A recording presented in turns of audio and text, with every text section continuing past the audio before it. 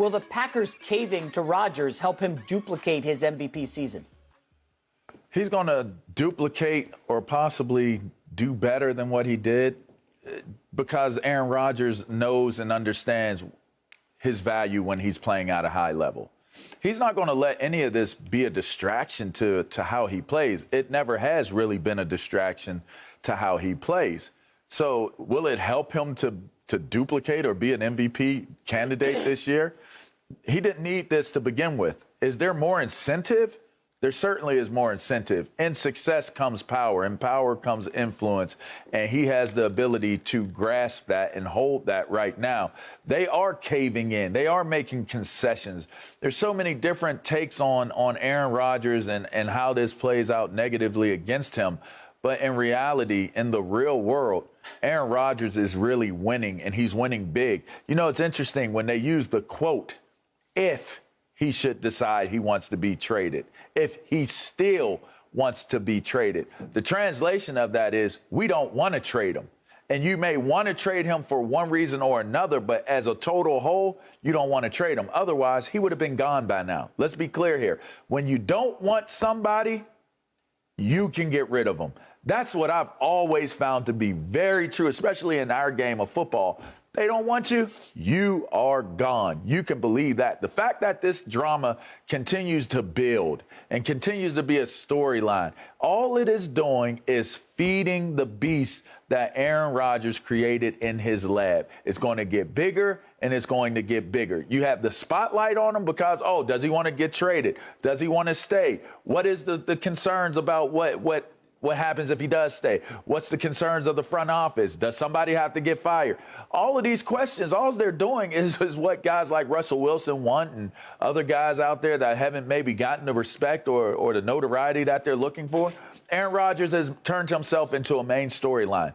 The way you get MVP votes, you play well while people are paying attention. So this story, this drama that's playing out only serves as a narrative, as a platform to be able to drive the agenda of what Aaron Rodgers has, which is to have in my opinion, to have a super solid year, such a solid year where when he says to the front office, these are the things I need to remain a Green Bay Packer, they will have already been in position where they have to do it.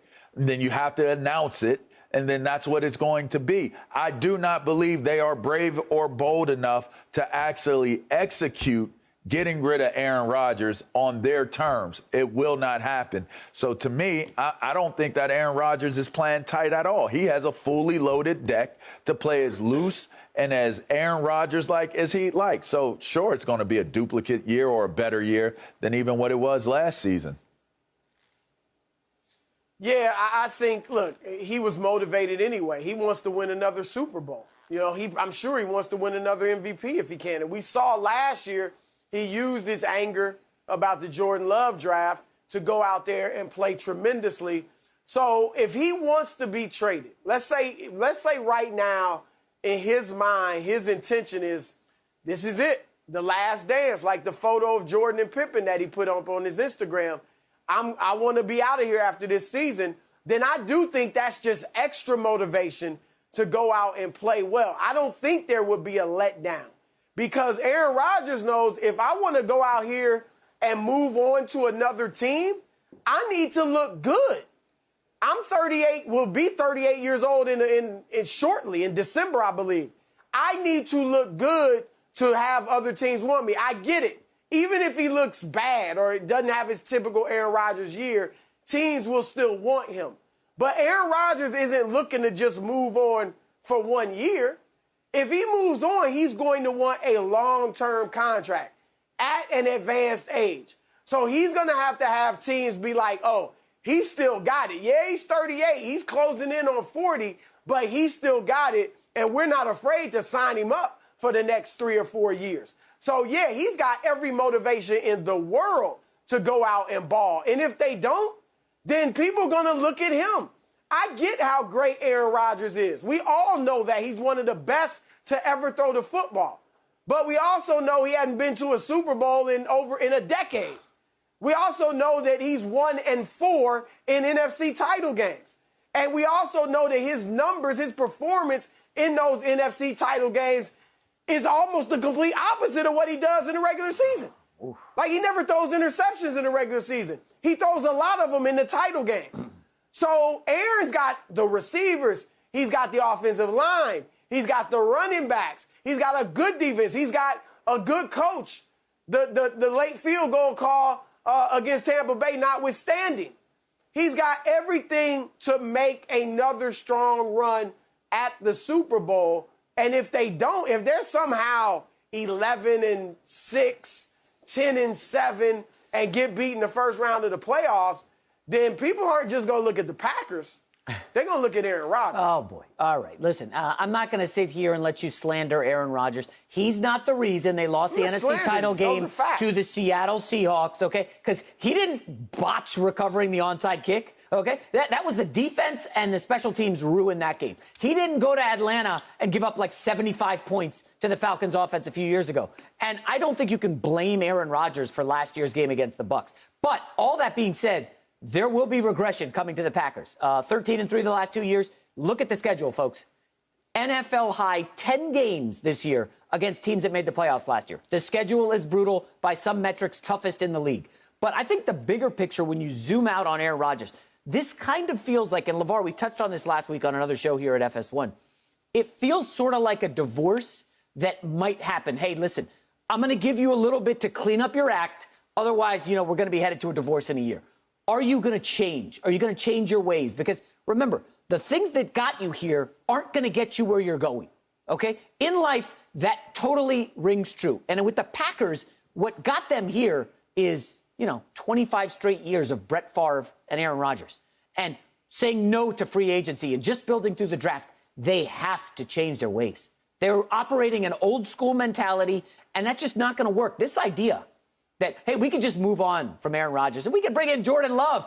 Like, you guys are going to have a rude awakening in Green Bay if that's the mentality. They have to change. Because, again, Brett Favre and Aaron Rodgers, 25 years, 2 Super Bowls. That's it. I don't think you can blame Favre and you can't blame Rodgers. But you can blame the Packers. They're the one constant. They've been operating the same way for over 2 decades, and they've got to change and adapt and get with the times. I'm just telling you guys, as a Jets fan, I know what it's like to not have a franchise quarterback. Go ask the Miami Dolphins, too, what it's like when you lose Dan Marino. How many playoff wins do they have in the last 2 decades? This idea that you could just move on from Aaron Rodgers and, we'll just bring in the next guy. It's going to work. It's worked for 25 years. No. That's just not reality. And, LaVar, the Packers need to capitulate. Yes, I said capitulate. Hello, Aaron. What can I get you? Would you like a receiver? Would you like an offensive lineman? How can we help you? We want you to end your career here with the Packers. That's what needs to happen. And listen, we've seen that play out. I mean, we've seen it play out by them moving up in the draft and using a pick that could have clearly made their team a better team on what seemed to be the heir apparent to Aaron Rodgers. Now, what happens from there, you ultimately get an idea of where Aaron Rodgers is coming from, because in those comments that you made, personnel-wise, they actually could use another receiver. Personnel-wise, Bakhtiari isn't healthy. We don't know how well he's going to play. It could be his best offensive lineman. They are a little thin on their offensive front, actually. And so to me, if you're coming at Aaron Rodgers in a way right now where you're saying, listen, if you still want to go, at the end of this season, we will make it so that we can trade you. Now, verbal agreement, that's fine, whatever. I don't trust it. Like we said, it's been out there before. But the thing that I find to be most peculiar that we're going to have to pay very close attention to is, how does Jordan Love play during the course of this preseason? How is he going to handle himself? And will we hear any responses from Aaron Rodgers? We got the strategic addressing of the union when he first came in. But will he continue to have responses to everything that comes out that's being reported about him? Those 2 things will be very important, for the simple fact that Aaron Rodgers will either show us that he really wants to be in Green Bay by what he's saying and what he's doing versus wanting to get out, And we'll know if Green Bay actually has a real opportunity to separate and distance themselves from Aaron Rodgers because of Aaron Love showing some type of life, some type of pulse during the course of this preseason. Quick reminder, LaVar, Jordan Love led college football in interceptions in his final year in college. Okay. Thank you for watching. You can subscribe here to get the latest from the show, and be sure to check out more of the best clips from Undisputed, or go watch a few other segments from our other shows on FS1.